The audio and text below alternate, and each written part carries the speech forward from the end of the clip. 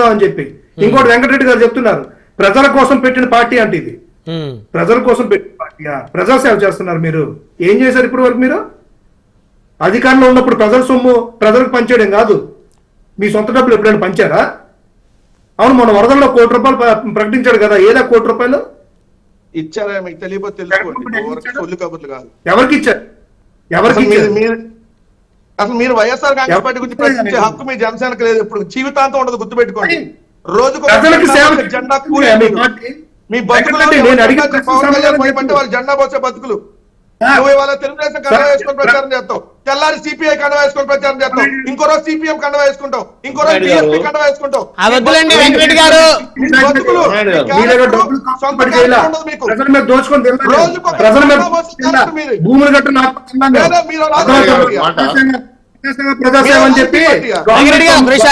గారు మీరు మాట్లాడారు, సమయం మాట్లాడారు కదా, ఆగండి. బాబు గారు కంక్లూజన్ ఇవ్వండి సార్. మీరు ఆగండి. వెంకటరెడ్డి గారు మీరు మాట్లాడారు, అయిపోయింది మీ సమయం. దయచేసి ఆగండి. కరెక్ట్ కాదు అది.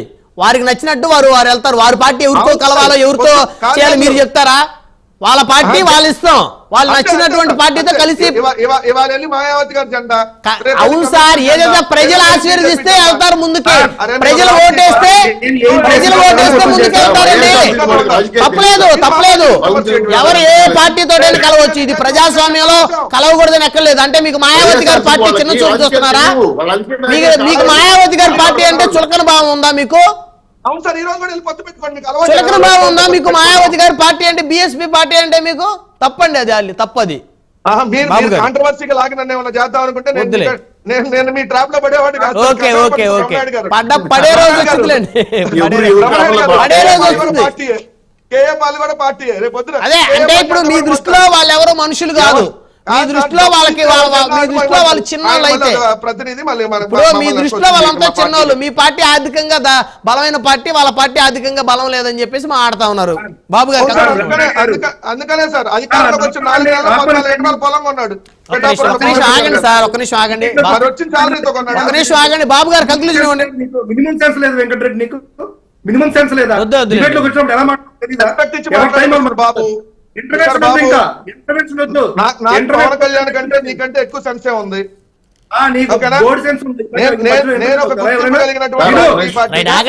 వెంకటరెడ్డి గారు హోదా తెచ్చుకున్నటువంటి ఆగండి సార్, ఒక్క నిమిషం ఆగండి.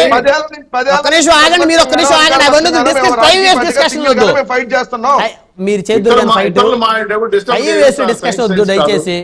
బాబు గారు కంక్లూజన్ ఇవ్వండి. బాబు గారు సార్ ఏం లేదు సార్, ఇప్పుడు వీళ్ళు నేను అడిగిన ప్రశ్న ఏంటి, దానికి సమాధానం చెప్పడం మానేసి విత్తనవాదం చేస్తాడంటే ప్రజాసేవ చేయడానికి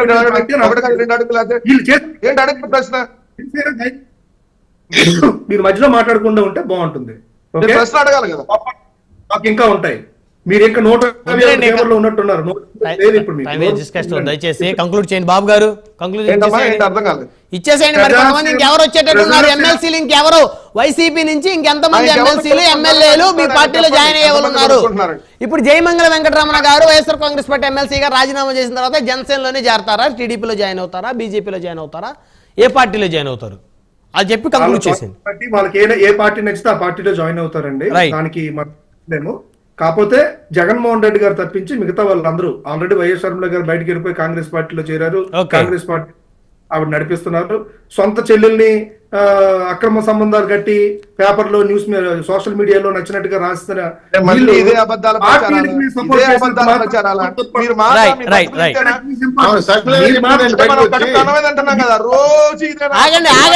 వెంకటరెడ్డి గారు ఒక్క నిమిషం ఆగండి. తప్పుడు ప్రచారం చేసింది, తప్పుడు మాటలు మాట్లాడతారు. సమయం లేదు దయచేసి. బాబు గారు శ్రీనివాస్ చౌదరి గారు కంక్లూజన్ ఇవ్వండి. వెంకటరెడ్డి గారు ఒక్క నిమిషం ఆగండి. సమయం లేదు, ఒక్క నిమిషం. అవన్నీ వేస్ట్ డిస్కషన్ లేదు, ఒక్క నిమిషం ఆగండి. శ్రీనివాస్ చౌదరి గారు ఇంకెంతమంది ఎమ్మెల్సీలు రాబోతున్నారు, ఇంకెంతమంది ఎమ్మెల్యేలు రాబోతా ఉన్నారు అంటే ఇంతవరకు ఒక ఎమ్మెల్యే కూడా ఏ పార్టీలో జాయిన్ అవ్వలేదు. 11 మంది అలాగనే ఉన్నారు. జగన్ గారితో కలిపి 11 మంది అలాగనే ఉన్నారు. ఎవరు కూడా రాజీనామా చేసే పరిస్థితి స్పష్టంగా లేనట్టే కనపడుతుంది. అయితే కూటమికి ఏమైనా ఆలోచన ఉందా, ఎమ్మెల్యేలు ఎవరన్నా తీసుకోవాలని? బేసిక్గా మీకు అవసరం లేదు, అయినా తీసుకోవాలని ఆలోచన ఉందా?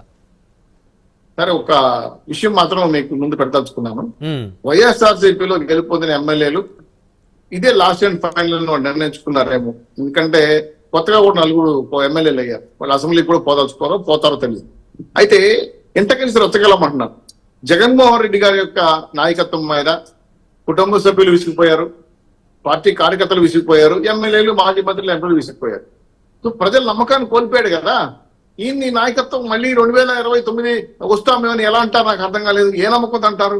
సో వాళ్ళు ఏమంటున్నారంటే మాకు జగన్మోహన్ గారికి రాజకీయాలు తెలియవు, ఆయన వ్యాపారస్తుడు, అయితే వ్యాపారం చేశాడు, దాన్ని నమ్ముకుంటే మేము పుట్టి మునిగిపోతాం అని చెప్పి వాళ్ళు ఆల్రెడీ చూసుకుంటారు. జగన్మోహన్ రెడ్డి గారు మాట్లాడే అంశాలు చూస్తే రే రాజకీయ నాయకులు మాట్లాడారు చెప్పండి. తలా తోకలే. ఇప్పుడు కుటుంబంలో గెలిచి మనం బయటకు కలవాలి. కుటుంబంలో ఓడిపోయా, పార్టీలో ఓడిపోయా, పార్టీ నాయకులు చాలా ఇదులు అయిపోయారు.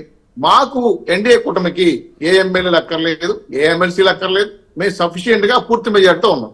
వాళ్ళు వచ్చి క్యూ కట్టుకొని మేము చెప్తాం సార్, మా నమ్ముకొని పుట్టిపోయిపోయాం, వ్యాపారాలు దెబ్బతిన్నాయి, మా ఆస్తులు పోయి మా ప్రజలకు న్యాయం చేయలేకపోతున్నాం, మా కాన్సెప్ట్ అంటుంటే న్యాయంగా ధర్మబద్ధంగా ఉండేవాడు ఎవరైనా ఉంటే జనసేన తెలుగుదేశం పార్టీ మారుతుంటే కరెక్ట్ గా ఉంటే మాకు అవసరం కూడా లేదు. అయితే జగన్మోహన్ రెడ్డి గారు జెండా బీకేస్తున్న విషయం వాళ్ళకి అర్థమైపోయింది కదా. జగన్ లేదు కదా ఇంకా మా వైఎస్ఆర్సీపీకి.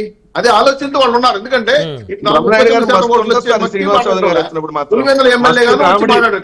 రెండు రకాలుగా ఇబ్బంది అవుతుంటే జనాన్ని నమ్మకాన్ని కోల్పోయినప్పుడు 2029 మళ్ళీ వైఎస్ఆర్సీపీ అధికారంలోకి వస్తుందని చెప్పి కళ్ళగంటుంటే అవన్నీ గ్రాఫిక్స్ గా ఏమవుతాయి సార్? కాబట్టి నమ్మకాన్ని కోల్పోయిన జగన్మోహన్ రెడ్డి గారు మళ్ళీ అధికారంలోకి వచ్చి ఇంకా ఆ పార్టీలో కొనసాగుతుంటే వాళ్ళకన్నా అమాయకులు ఇంకొకరు ఉండరు. కాబట్టి దయచేసి వాళ్ళు ఆల్టర్నేట్ ఎత్తుకుంటున్నా తెలివైన వాళ్ళు మందమతి ఏదేదో మధ్యమతి సావిత్రికర్త. కాబట్టి ఇప్పుడు జనసేన, తెలుగుదేశం పార్టీ, బీజేపీ కూటమిలో రావాలని ప్రయత్నం చేసిన ఎమ్మెల్యేలు, ఎమ్మెల్సీలు చాలా మంది డిస్కస్ చేస్తున్నారు. అయితే పార్టీ నాయకులు అధినేత తీసుకుంటారు. మాకైతే 100కి 100 పాళ్ళు కదా, 150 పాళ్ళు మాకు అవసరం లేదు. వాళ్ళ ప్రజల యొక్క కాన్స్టిట్యూన్సీ అవసరాల కోసం మనం మాట్లాడుకుంటే తప్పేం కాదు, నిధులు ఇస్తారు కాబట్టి. రెండో విషయం ఏంటంటే వాల్యూ లేదు సార్ వాళ్ళ పార్టీలో ఎమ్మెల్యేలు కానీ ఎమ్మెల్సీలు కానీ. సొంత నాయకుడే పిలిచి మాట్లాడట్లా, ఏం మాట్లాడాలో చెప్పట్లా, ఏమి అసెంబ్లీకి రావట్లా, ఇవన్నీ ప్రశ్నలు అయిపోయినాయి వాళ్ళకి. ఇది కాకుండా సొంత చెల్లెలు చెప్పింది నా మీద అభియోగాలు వేశారండి, నాకు ఈ విధంగా నష్టం చేశారండి, దానికి కూడా ఆయన చెప్పట్లా, బయటకు వచ్చి నేను చేయటం లేదని. అదే విధంగా సోషల్ మీడియాలో వస్తున్న అంశాలను పరిశీలించుకోవాల్సిన బాధ్యత వాళ్ళకు ఉంది. రెండు, ఈ కూటమి 10 ఏళ్ళు 30 ఏళ్ళు ఉంటుందని చెప్పుకోవచ్చు వాళ్ళే. 100% వస్తుంది. జగన్మోహన్ గారికి రాజకీయాలకి కమా కాదు పులుసా పెట్టినట్టే. అందుకే చదువుకుంటున్న విషయాన్ని స్పష్టంగా వాళ్ళ నాయకులు చెప్తున్నారు. Right right right